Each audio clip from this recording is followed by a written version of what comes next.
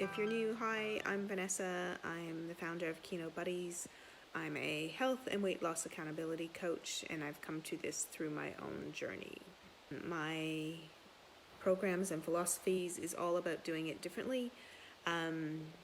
The traditional advice of calories in, calories out no longer works if your body is metabolically challenged. If there's hormones involved, what worked in your 20s of calories in, calories out is no longer getting you results.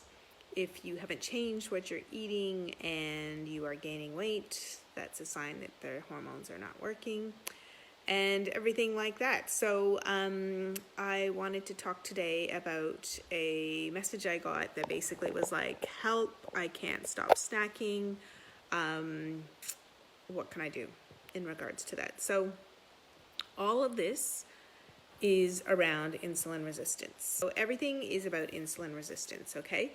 And the importance of that is one of the easiest ways to manage it, to help improve it, is that you eat only when you're hungry, okay?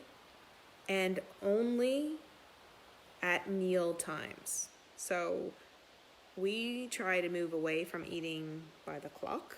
So going and assessing, am I hungry, am I not hungry?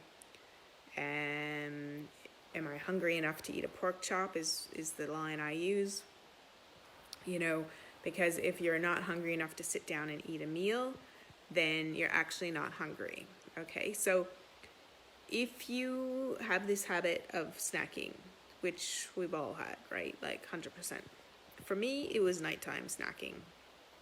You sit down on the couch, watch some TV, Netflix, and then you're bored or you're used to having something to put in your mouth to go along with the activity of watching TV.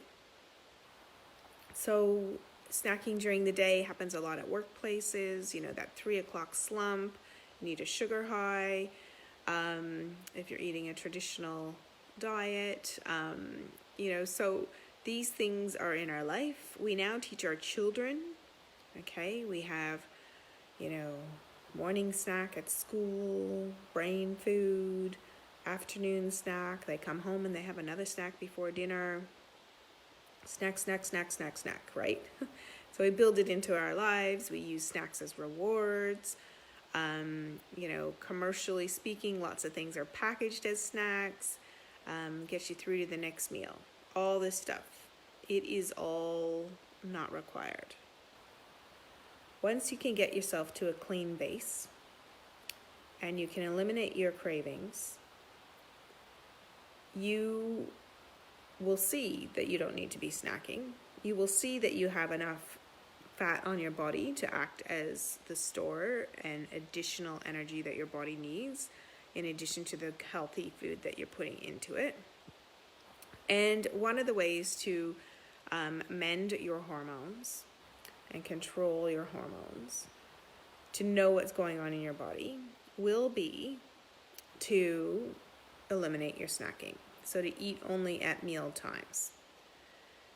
How do we do this if we're used to it? Because a habit is really hard to break. So one of the things that works really well when you're trying to change something is to substitute it with something else. Okay, this is often with like addicts, that they move. If you were a drug addict, they often will say that when you get clean, you replace it with something else. That it's quite a tendency, to, if they were replacing with something really clean, it would be like the running. They would be addicted to running. Some people get addicted to sex, all sorts of things. So replacing a habit with another habit is a tool to helping us break habits. So if you are used to snacking and we want to break that habit, replace it with something else. So if your snacking happens all the time at 3 o'clock for that sugar social high, so socially speaking, everyone goes to the kitchen at the workplace or at your desk, there's a stash of things in the drawers or something, we need to replace it. So try and beat it a little bit, you could set an alarm on your phone for a couple minutes before 3 o'clock. And that's when you're going to go and make a green tea, for example, or get a coffee, or go for a walk around the block. So instead of snacking, physically eating at the time that you would have, be it 3 o'clock, for example, that you replace that with something else. Now, initially, yeah, the green tea isn't going to be the same and taste as good as what you were doing before, but it will help you to change the habit. You know, bone broth works really well for that, for helping to change the habit as well. If you watch TV at night and that's a snacking time for you, the same thing. When you go to sit down where you would have had a snack before, bring your green tea, bring your bone broth, bring a warm glass of water with fresh lemon and ginger in it. Replace it with something else. You still get the habit of putting it towards your mouth. You get a sensation, but you're not putting in the calories. You're not putting in something that is going to spike your insulin, and you're going to give your body the time in between meals and overnight to actually achieve an intermittent fast, which is going to help control everything for you. So that's the little tip, is replace it with something else. Replace the snacking with something else. If it's during the day, like if it was a 10 o'clock thing that you are always snacking, so you woke up and you had breakfast early and then you had this 10 o'clock snack, well, try and push your breakfast out so that your breakfast then becomes this 10 o'clock meal. That also helps you with achieving longer periods of time of intermittent fasting. So everything is about your insulin. Everything is about giving your body as much time to process the food that you do put in it. So you can think about the periods of time in between your 3 meals or your 2 meals as mini fasts, as well as your overnight period where it is doing lots and lots of healing. So that's all I really wanted to say today, was talk a little bit about fasting.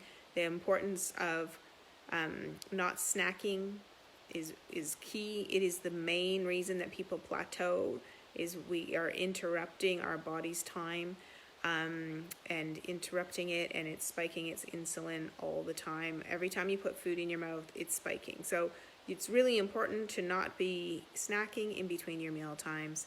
And I will leave you with that.